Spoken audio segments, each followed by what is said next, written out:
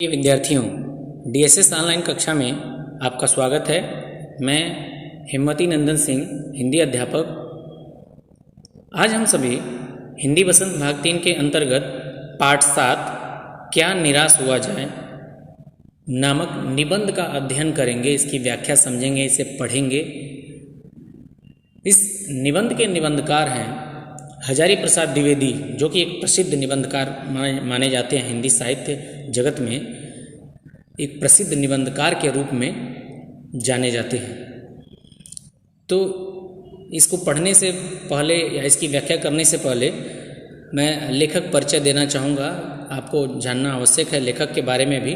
तो संक्षिप्त परिचय लेखक का कुछ इस प्रकार है कि आचार्य हजारी प्रसाद द्विवेदी जी का जन्म 19 अगस्त 1907 ईस्वी को 1907 में बलिया जिले के दूबे का छपरा नामक गांव में हुआ था। कहाँ हुआ था? बलिया जिले के दूबे का छपरा नामक गांव में हुआ था। इनके पिता का नाम पंडित अनमोल दूबे था। हजारी प्रसाद द्विवेदी जी की शिक्षा काशी हिंदी विश्वविद्यालय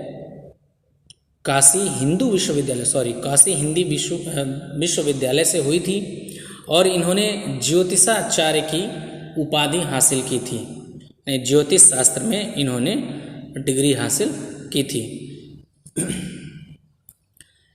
ये एक निबंधकार, आलोचक एवं उपन्यासकार थे और निबंधकार के रूप में इन हिंदी साहित्य जगत में इन्हें विशेष तौर से जाना जाता है, विशेष पहचान मिली। इनकी कुछ प्रमुख रचनाएं हैं, जैसे निबंध संग्रह में इनके जो है निबंध संग्रह में अशोक के फूल, कुटज, विचार प्रवाह, विचार और वितर्क। इसी क्रम में आलोचना साहित्य कुछ इनका है, जैसे कि सुर साहित्य, कबीर, साहित्य का मर्म इत्यादि। तो इस प्रकार ये लेखक का संक्षिप्त जीवन परिचय था। हाँ, एक चीज़ इसमें रह गई है कि इनकी मृत्यु 1979 ईस्वी में यानी 1979 में इनकी मृत्यु हो गई थी। ये स्वर्गवासी हो गए थे। अब आइए प्रारंभ करते हैं इस निबंध को पढ़ना और साथ ही साथ उसकी व्याख्या समझना। पहली लाइन,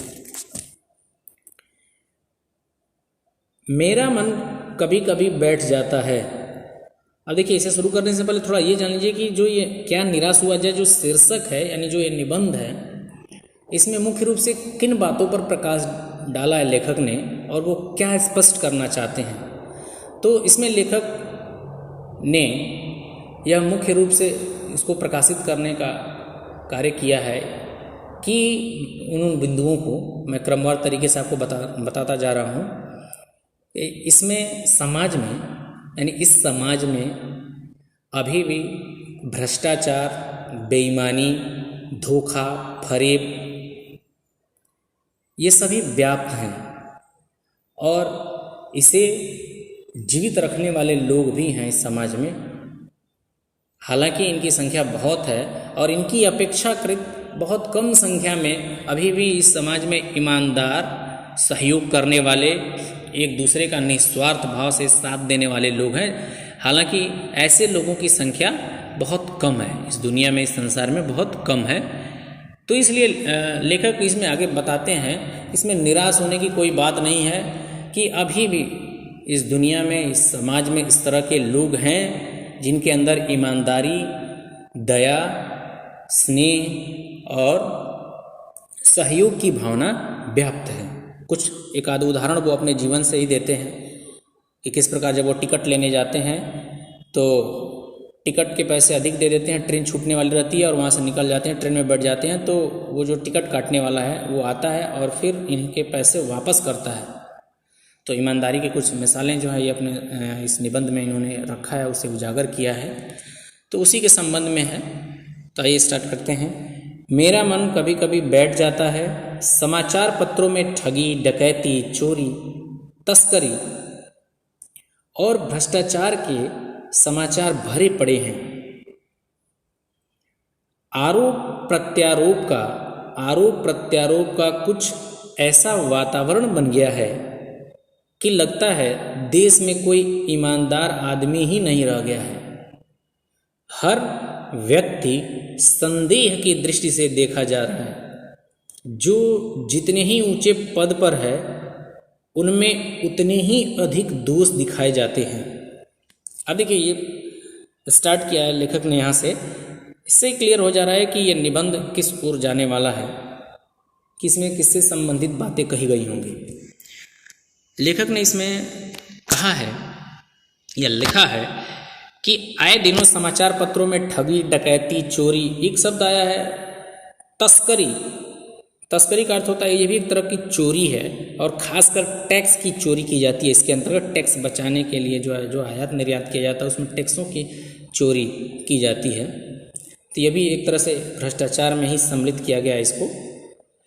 तो लेखक लिखता है कि वर्तमान समय में आए दिनों में समाचार पत्रों में ठगी, डकैती, चोरी, तस्करी और भ्रष्टाचार के समाचार ही भरे पड़े रहते हैं। आरोप प्रत्यारोप, एक और शब्द है यहाँ पे, आरोप प्रत्यारोप, यानी एक दूसरे पर दोष लगाना, एक दूसरे को दोषी साबित करने के लिए जो वाद विवाद होता है उसको हम कहते हैं आरोप प्रत्यारोप का कुछ ऐसा वातावरण बन गया है कि लगता है देश में कोई ईमानदार ही नहीं है। यानी सभी एक दूसरे के ऊपर उंगली उठा रहे हैं कि आपने ये किया, आपने यहाँ भ्रष्टाचार किया है, ये धोखा दिया है, यहाँ करों की चोरी की है। तो वो जो है इनके दोष और इनके अवगुणों को बता रहा है कि आपके अंदर ये कमियां हैं, आपने ये गलत काम किए हैं। तो यानी ये आरोप प्रत्यारोप का दौर चल रहा है। और जो जितना ही ऊंचे पद पर है, जिसकी पदवी जितना ही ऊंची है, जिसकी पहुंच जितने ऊपर तक है, वो उतना ही जो है भ्रष्टाचार में लिप्त है। नए नए कारनामे उसके उजागर हो रहे हैं समाचार पत्रों में। तो अब इसमें अगला पैराग्राफ है, एक बहुत बड़े आदमी ने मुझसे एक बार कहा था कि इस समय सुखी वही है जो कुछ नहीं करता, जो कुछ भी करेगा उसमें लोग दोष खोजने लगेंगे, उसके सारे गुण भुला दिए जाएंगे और दोषों को बढ़ा चढ़ा कर दिखाया जाने लगेगा। दोष किसमें नहीं होते, यही कारण है कि हर आदमी दोषी अधिक दिख रहा है। यही कारण है कि हर आदमी दोषी अधिक दिख रहा है। गुड़ी कम या बिल्कुल ही नहीं। स्थिति अगर ऐसी है तो निश्चय ही चिंता का विषय है। अब लेखक ने इसमें यह बताने का प्रयास किया है कि किस प्रकार प्रत्येक व्यक्ति में कुछ न कुछ दोष तो है ही हैं, और किस प्रकार जो है एक आदमी दूसरे के अवगुणों को, दोषों को गिनाने में लगा हुआ है, तो वो दूसरा जो है इनके अवगुण और दोषों को गिनाने में लगा हुआ है। तो दो ही स्थिति है, या तो आदमी जब किसी कार्य को कर रहा है तो उसके अवगुण या दोषों को गिनाया जा रहा है, तो वंचित इससे कौन है? जो कोई कुछ काम ही ना करे, जो कोई काम नहीं कर रहा है, तो वो क्या है, उसके अंदर कोई अवगुण नहीं, कोई दोष नहीं है। अब इस तरह की भावनाएं लोगों के अंदर जो है जागृत हो रही हैं। देखिए यहाँ पर लिखा गया है, दोष किसमें नहीं होते, यही कारण है। दोष किसमें नहीं होते, यही कारण है कि हर आदमी दोषी अधिक दिख रहा है। गुड़ी कम या बिल्कुल ही नहीं। स्थिति अगर ऐसी है तो निश्चय ही चिंता का विषय है। यानी प्रत्येक आदमी, समाज, हमारा माहौल ऐसा बन चुका है कि हर आदमी अपने अगल बगल, समाज, पड़ोसी, सब में अवगुण ही देख रहा है, दोष को ही उजागर कर रहा है कि इसके अंदर ये दोष है, ये कमी है, ये अवगुण है। ठीक है, तो इसमें कोई उस तरह से कठिन शब्द नहीं आया है। अब अगला पैराग्राफ देखिए, क्या यही भारतवर्ष है? क्या यही भारतवर्ष है जिसका सपना तिलक और गांधी ने देखा था। रविंद्रनाथ ठाकुर और मदन मोहन मालवीय का महान संस्कृति सभ्य भारतवर्ष किस अतीत के गह्वर में डूब गया। आर्य और द्रविड़, हिंदू और मुसलमान, यूरोपीय और भारतीय आदर्शों की मिलन भूमि, मानव महासमुद्र क्या सूख ही गया। मेरा मन कहता है ऐसा हो नहीं सकता। हमारे महान मनीषियों के सपनों का भारत है और रहेगा। अब भारतीय इतिहास पर थोड़ा सा प्रकाश डाल रहे हैं कि किन महान लोगों ने इस भारतीय संस्कृति और सभ्यता को बचाए रखने के लिए, सुरक्षित रखने के लिए कितने बड़े संघर्ष किए हैं, कितने बड़े त्याग उन्होंने दिया है, जिसमें से कुछ एक नाम इन्होंने गिनाया है। जैसे भारतवर्ष को एक महान महासमुद्र, मानव महासमुद्र माना है, जिसकी संस्कृति बहुत प्राचीन है। तो उसमें से कुछ नाम ये गिनाते हैं, कुछ महान लोग हुए जो इस महान भारतीय संस्कृति और सभ्यता को बचाए रखने में अपना अहम भूमिका निभाई, जिसमें तिलक, बाल गंगाधर तिलक, महात्मा गांधी, रविंद्रनाथ टैगोर, मदन मोहन मालवीय आदि महापुरुषों ने भारतीय संस्कृति और सभ्यता को प्राचीन अतीत के गह्वर में डूबने से बचाया।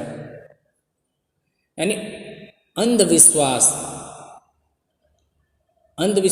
की भावना से जो पहले मध्य काल में आप जब पढ़ेंगे, हिस्ट्री में भी ये है कि उसको डार्क एज कहा जाता है, अंधयुग कहा जाता है। किस तरह से लोग अंधभक्त हो गए थे, तो और सामाजिक कुरीतियाँ व्याप्त हो गई थी। इस समाज में बहुत ही रूढ़िवादिता आ गई थी।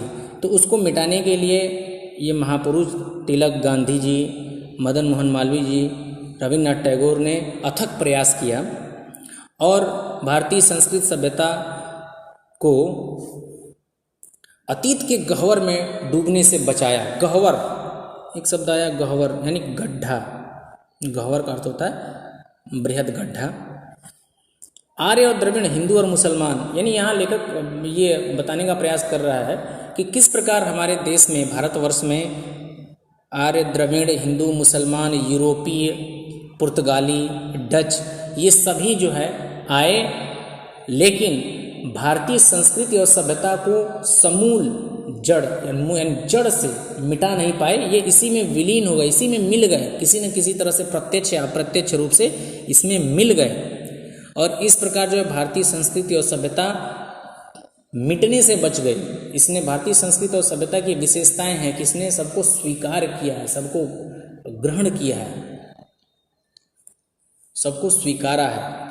उसके बाद भी ये अपने अस्तित्व को बचाए रखने में सफल रही है।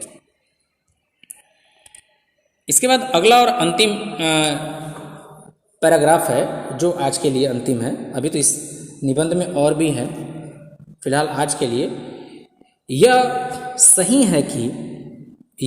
है कि इन दिनों कुछ ऐसा माहौल बना है कि ईमानदारी से मेहनत करके जीविका चलाने वाले निरीह और भोले भाले श्रमजीवी पिस रहे हैं और झूठ तथा फरेब का रोजगार करने वाले फल फूल रहे हैं। ईमानदारी को मूर्खता का पर्याय समझा जाने लगा है। देखिए बहुत बड़ी बात है यहाँ पे, ईमानदारी को मूर्खता का पर्याय समझा जाने लगा है। सच्चाई केवल भीरू और बेबस लोगों के हिस्से में पड़ी है। ऐसी स्थिति में जीवन के महान मूल्यों के बारे में लोगों की आस्था ही हिलने लगी है। अब इस पैराग्राफ में बहुत ही महत्वपूर्ण बातें लेखक ने की हैं कि जो वर्तमान समय है इसमें ईमानदारी लगभग समाप्त हो चुकी है, बेईमानी का बोलबाला है और जो बेईमान लोग हैं, जो ऊंचे पदों पर हैं, अधिक मात्रा में भ्रष्टाचार कर रहे हैं, पहुंच अधिक है, उतने ही निपुण तरीके से भ्रष्टाचार कर रहे हैं, भ्रष्टाचार करने में वो निपुण हो गए हैं। और इसमें पिस कौन रहा है? जो ईमानदारी से मेहनत करके आजीविका चलाने वाले लोग हैं। किसी तरह वो मेहनत करके अपनी आजीविका 2 वक्त की रोटी सम्मान से जो खा रहा है, तो वो पिस रहे हैं। ऐसे निरीह, एक शब्द आया है निरीह। निरीह का अर्थ होता है कि इच्छा एवं तृष्णा से रहित, जिसकी कोई अतिरिक्त इच्छा न हो, जो भौतिकवादी जीवन में लिप्त न रहने वाला हो, बहुत सीमित मानसिकता वाला, सीमित इच्छाओं वाला व्यक्ति जो सीधे साधे तरीके से अपना जीवन जी रहा हो, उसे निरीह कहेंगे। और भोले भाले श्रमजीवी पिस रहे हैं इसमें। लेखक आगे इसमें लिखते हैं कि झूठ तथा फरेब का रोजगार करने वाले फल फूल रहे हैं। जो झूठ बोलने वाले हैं, जो धोखाधड़ी करने वाले हैं, जो एक दूसरे को धोखा दे रहे हैं, भ्रष्टाचार कर रहे हैं, वही जो है क्या है, फल फूल रहे हैं। उन्हीं का साम्राज्य जो है विस्तृत हो रहा है, बड़ा हो रहा है। सच्चाई केवल भीरू और बेबस लोगों के हिस्से में पड़ी है। भीरू का मतलब होता है कमजोर, डरा हुआ, आप कह सकते हैं। और जो बेबस मजबूर लोग हैं, उन्हीं के हिस्से में सच्चाई पड़ी हुई है। यानी सच्चाई का निर्वहन केवल यही लोग कर पा रहे हैं, जो डरे हुए लोग हैं, जो कमजोर लोग हैं, जो मजबूर लोग हैं। ऐसी स्थिति में जीवन के महान मूल्यों के बारे में लोगों की आस्था हिलने लगी है। एक शब्द यहाँ भी आया है, ये क्वेश्चन आंसर में भी आपको मिल जाएगा, कि ईमानदारी को मूर्खता का पर्याय जाने लगा है। यानी आजकल, पर्याय का मतलब आप समझते ही हैं, यानी समान, पर्यायवाची शब्द आप जानते ही हैं। जैसे सूर्य का पर्यायवाची भानु, भास्कर, दिनकर, दिवाकर, यानी एक समान, उसके समान। तो ईमानदारी को मूर्खता का पर्याय, यानी अब ईमानदारी, जो ईमानदार व्यक्ति है, लोग उसे मूर्ख समझ रहे हैं, भोला भाला सीधा साधा समझ रहे हैं और कह रहे हैं कि ये तो मूर्ख है। इसके अंदर जो है अब कूटनीति, राजनीति, भ्रष्टाचार, चालाकी, स्वार्थीपन, ये चीज़ें जिस व्यक्ति के अंदर है, लोग उसे कह रहे हैं कि बहुत चालाक है, ये तो बहुत चालाक है। तो अब ईमानदार व्यक्ति को मूर्ख समझा जाने लगा है। ऐसी स्थिति आ गई है, ऐसा माहौल बन चुका है, इस तरह का समाज हो चुका है कि ईमानदार लोगों का कोई अब अस्तित्व उस तरह से नहीं रह गया, कोई महत्व देने वाला नहीं रह गया। उसे लोग मूर्ख समझ रहे हैं, सीधा साधा भोला भाला समझ रहे हैं। भारतवर्ष ने कभी भी भौतिक वस्तुओं के संग्रह को बहुत अधिक महत्व नहीं दिया है। उसकी दृष्टि से मनुष्य के भीतर जो महान आंतरिक गुण स्थिर भाव से बैठा हुआ है, वही चरम और परम है। इसमें लेखक ने कहा है या लिखा है कि भारतवर्ष ने कभी भी भौतिक वस्तुओं के संग्रह पर, यानी संग्रह का मतलब होता है संग्रह, इकट्ठा करना, एकत्रित करना। तो भारतवासी जो थे, या अभी भी भौतिक, यद्यपि अब समय बदलता जा रहा है, मानसिकता लोगों की बदलती जा रही है, हम भी धीरे धीरे पश्चिमी सभ्यता पर चल रहे हैं और भौतिकवादी होते जा रहे हैं। भौतिक वस्तुओं का संग्रह करना भी मानव का एक उद्देश्य हो गया है। लेकिन जो भारतीय परंपरा रही है, वो भौतिक वस्तुओं के संग्रह को महत्व नहीं देते थे। भारतीय किसको महत्व देते थे कि मनुष्य के भीतर जो महान आंतरिक गुण है, उनके अंदर जो गुण है, दया, सहयोग की भावना, सद्गुण, सदाचार की भावना जो है, उसको महत्व दिया करते थे। और यही उनके लिए मुख्य था। यहाँ पे एक शब्द आया है चरम, यानी शीर्ष पर, अत्यधिक कह सकते हैं। और परम का मतलब प्रधान या मुख्य। यही मनुष्य का मुख्य और अंतिम क्या थी, गुण कह सकते हैं, या उनकी विशेषता थी, या यही उनका सब कुछ था, सब कमाई यही थी कि वो उनके भाव सही हों, आंतरिक गुण उनके अंदर जैसे दया, प्रेम, सहानुभूति, ये भाव विद्यमान रहें, तभी उस मनुष्य को महत्व दिया जाता था। अब आगे देखिए, ये बता रहे हैं कि किस प्रकार मनुष्य के अंदर जो है पशुवृत्त प्रवृत्तियाँ होती हैं और उससे बचकर मनुष्य को रहना चाहिए, यद्यपि ये स्वाभाविक है। देखिए, लोभ, मोह, काम, क्रोध आदि विचार मनुष्य में स्वाभाविक रूप से विद्यमान हैं। विद्यमान रखते हैं, पर उन्हें प्रधान शक्ति मान लेना और अपने मन तथा बुद्धि को उन्हीं के इशारे पर छोड़ देना बहुत बुरा आचरण है। इसमें कहा गया है कि ये तो स्वाभाविक है, लोभ, मोह, काम, क्रोध, ये जो प्रवृत्तियां हैं मनुष्य के अंदर जन्मजात होती हैं, स्वाभाविक रूप से विद्यमान रहती हैं, लेकिन इन्हीं को महत्व देना, इन्हीं को प्राथमिकता देना, इन्हीं को सर्वशक्तिमान मान लेना, ये बुद्धिमानी नहीं है।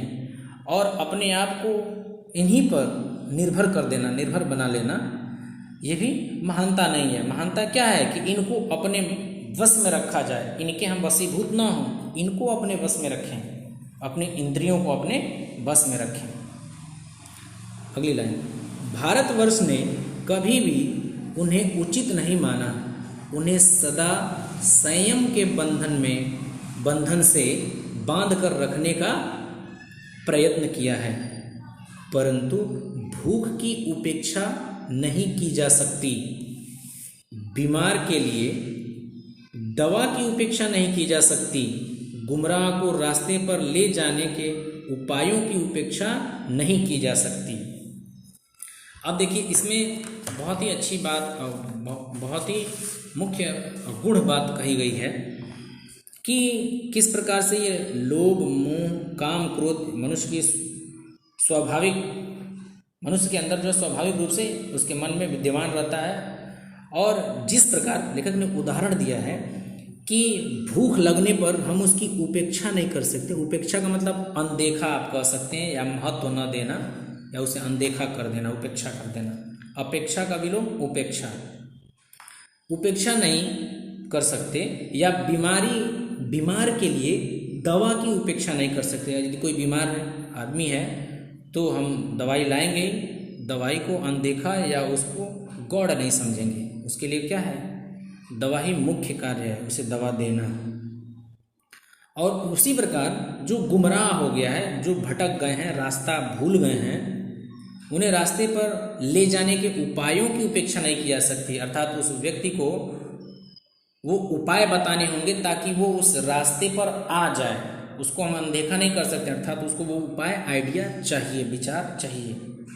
उसी प्रकार हम इन शक्तियों को, लोभ, मोह, काम, क्रोध जो है, इसको हम इसकी उपेक्षा नहीं कर सकते। ये तो आएगा ही, होना ही है, बशर्ते इसको अपने बस में रखना है। अब आगे देखिए अगला पैराग्राफ। हुआ यह है कि इस देश के कोटि कोटि का अर्थ होता है करोड़ों करोड़ों दरिद्र जनों की हीन अवस्था को दूर करने के लिए ऐसे अनेक कायदे कानून बनाए गए हैं जो कृषि, उद्योग, वाणिज्य, शिक्षा और स्वास्थ्य की स्थिति को अधिक उन्नत और सुचार बनाने के लक्ष्य से प्रेरित है। अब सरकार की कुछ महत्वपूर्ण योजनाएं, उनका कदम, या जो सर्वे सर्वा है जो देश चला रहा है, उसकी जिम्मेदारियों को इन्होंने गिनाया है कि इस देश में करोड़ों करोड़ दरिद्र जनों की हीन दशा को दूर करने के लिए कई तरह के नियम बनाए गए हैं, व्यवस्थाएं की गई हैं, कायदे कानून बनाए गए हैं, जिसमें कृषि, उद्योग, वाणिज्य यानी व्यापार से संबंधित, शिक्षा और स्वास्थ्य की स्थितियों को अधिक उन्नत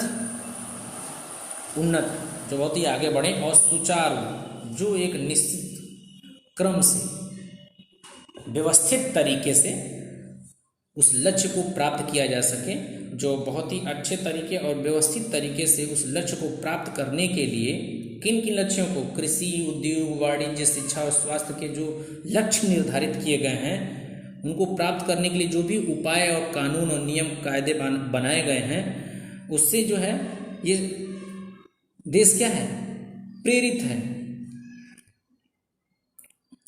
परंतु आगे देखिए, परंतु जिन लोगों को इन कार्यों में लगना है, उनका मन सब समय पवित्र नहीं होता है।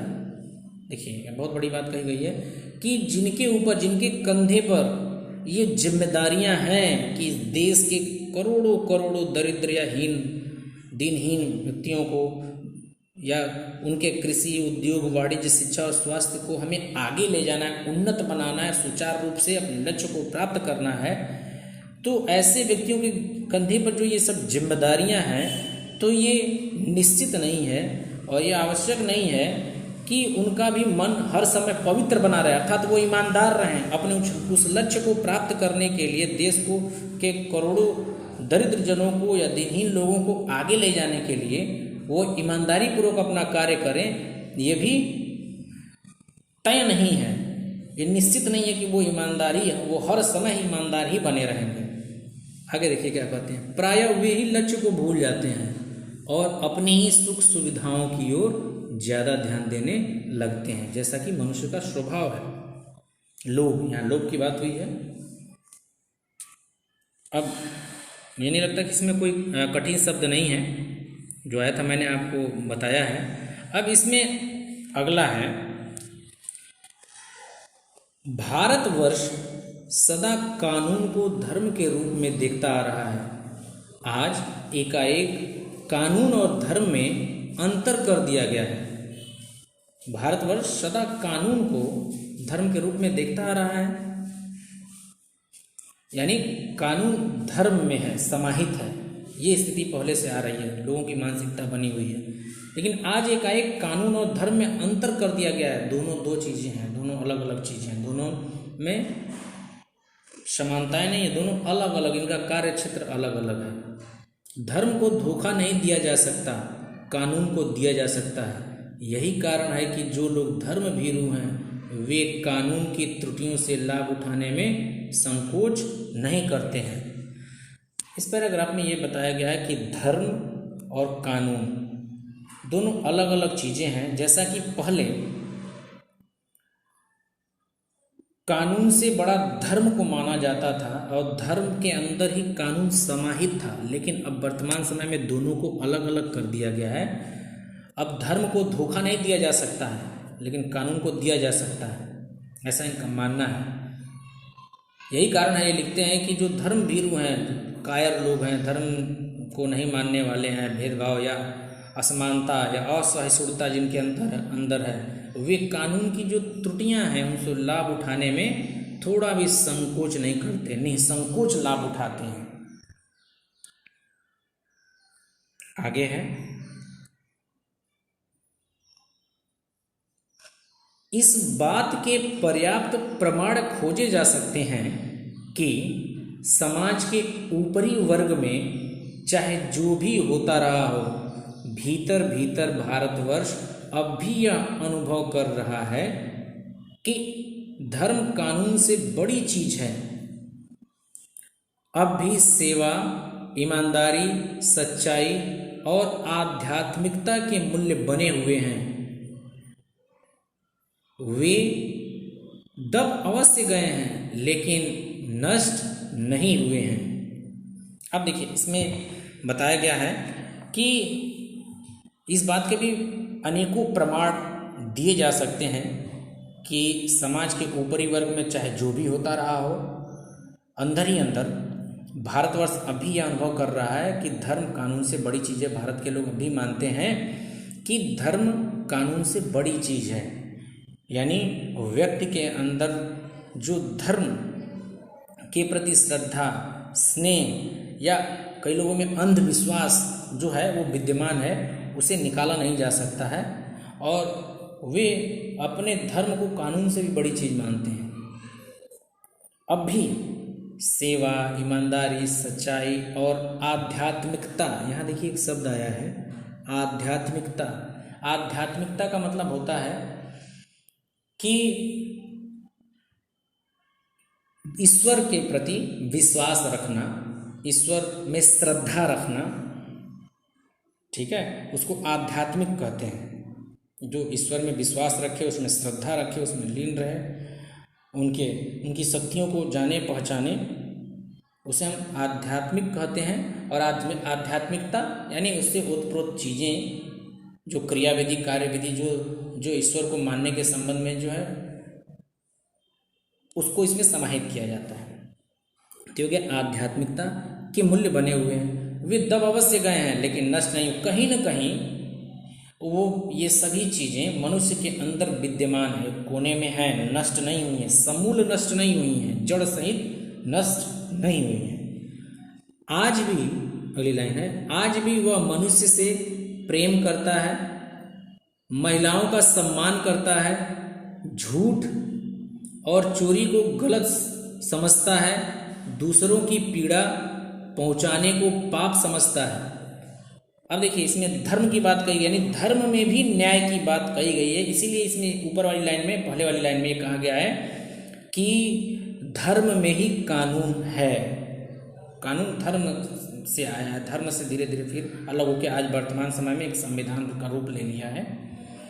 तो उसी चीज़ को ये समझा रहे हैं कि आज भी धर्म ये सिखाता है कि एक मनुष्य को दूसरे मनुष्य से प्रेम करना चाहिए, उसका सहयोग करना चाहिए, महिलाओं का सम्मान करना चाहिए, झूठ और चोरी को गलत साबित करता है, झूठ नहीं बोलना चाहिए, चोरी नहीं करना चाहिए। लगभग सभी धर्म में है, हिंदू, मुस्लिम, सिख, ईसाई, सभी धर्मों में यह है, मिल जाएगा आपको कि किसी को सताना नहीं चाहिए, सभी भाई भाई हैं, एक मनुष्य को दूसरे मनुष्य की सहायता करनी चाहिए, झूठ नहीं बोलना चाहिए, महिलाओं का सम्मान करना चाहिए, चोरी करना गलत है, ये सब चीज़ें हैं। दूसरे को पीड़ा या कष्ट नहीं पहुंचाना चाहिए, उसे पाप माना जाता है। तो ये सब प्रमाण हैं कि धर्म में ही हमारा कानून निहित था। हर आदमी अपने व्यक्तिगत जीवन में इस बात का अनुभव करता है और प्रत्येक आदमी अपने निजी जीवन में, व्यक्तिगत का मतलब होता है अपना इंडिविजुअल, यानी निजी जीवन में इस बात का अनुभव जरूर करता है। आप सभी अनुभव करते होंगे, मैं भी अनुभव करता हूँ कि हाँ ये चीज़ें हैं, हमारे धर्म में हैं, लिखी गई हैं, कानून की कुछ बातें हैं धर्म में। और मुझे उम्मीद है कि इसमें आपको समझ में आया होगा, कोई ऐसा शब्द नहीं है जो बहुत ही कठिन हो। तो आप इसे देखिएगा, वीडियो को देखिएगा, समझिएगा। पढ़ते समय यदि मेरे काठिन्य निवारण के अतिरिक्त भी कोई ऐसे शब्द आपको मिल जाते हैं कि जिन्हें आपको लगता है कि इनका अर्थ नहीं आपको समझ में आ रहा है, तो निसंकोच आप व्हाट्सएप मैसेज करके या कॉल करके आप अपने संदेह को मिटा सकते हैं, या जो भी समस्याएं हैं आप पूछ सकते हैं, उसका निवारण होगा। आज के लिए इतना ही, धन्यवाद।